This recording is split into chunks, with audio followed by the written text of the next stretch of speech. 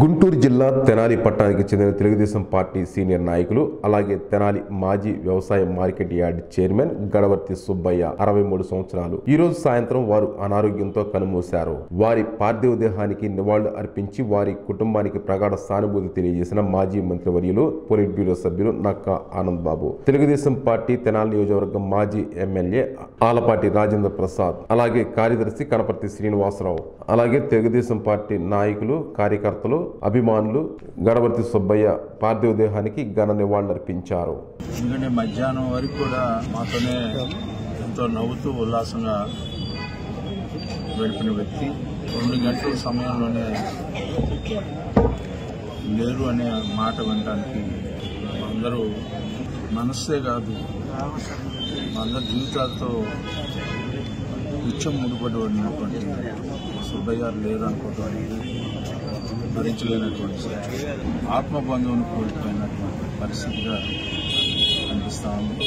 ఆయన ఆత్మకి శాంతి చేకూరాలి, వాళ్ళ కుటుంబ సభ్యులకి సందర్భంగా ప్రగాఢ సానుభూతి.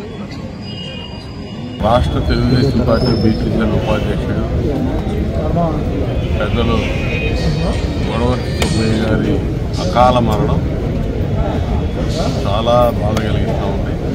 ఆత్మశాంతి కలగాలని చెప్పి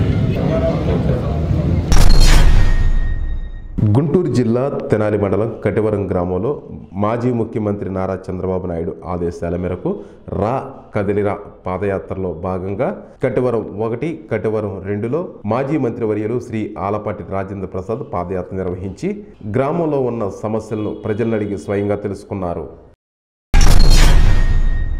ఎన్టీఆర్ జిల్లా విజయవాడ సీఎం జగన్మోహన్ రెడ్డితో ఎంపీ కేసీఆర్ నాని భేటీ అయ్యారు.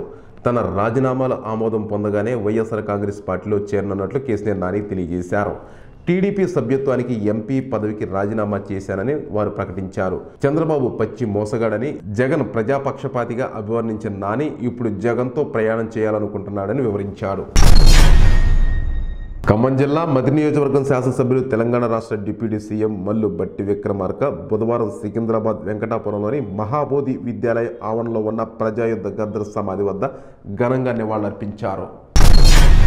తెలంగాణ రాష్ట్రం హైదరాబాద్ చెంచలగూడ జైల్లో ఖైదీగా ఉన్న మహమ్మద్ సోహేలే తీవ్రమైన కడుపు నొప్పితో బాధపడుతుండటంతో జైలు వైద్యులు పరీక్షలు నిర్వహించి వారిని ఉస్మానియా ఆసుపత్రికి తరలించారు.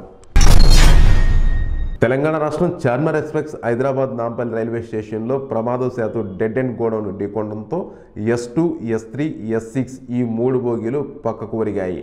రైలు చెన్నై నుంచి నాంపల్లి చేరుకునే క్రమంలో ఈ ఘటన జరిగిందని అధికారులు తెలియజేశారు. నిరంతర వార్తా స్రవంతి కోసం మా D1 న్యూస్ ఛానల్ని సబ్స్క్రైబ్ చేసుకోండి. Please like, share, subscribe D1 news channel.